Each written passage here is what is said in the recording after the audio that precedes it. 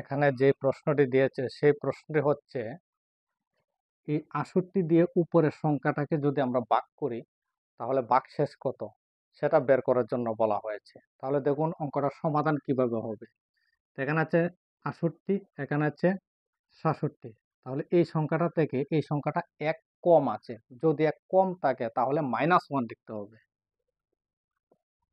-1, তো পাওয়ার আছে 67, এটার পাওয়ারও হবে 67, তারপর হচ্ছে +67।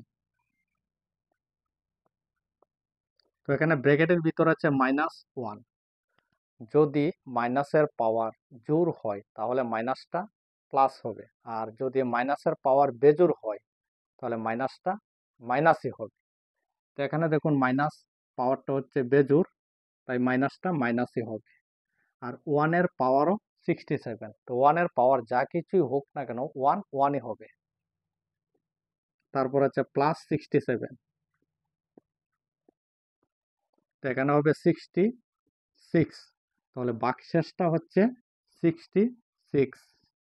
তো অপশন 4টা হবে কারেক্ট আনসার। যদি ভিডিওটা ভালো লাগে তাহলে চ্যানেলটি সাবস্ক্রাইব করবেন।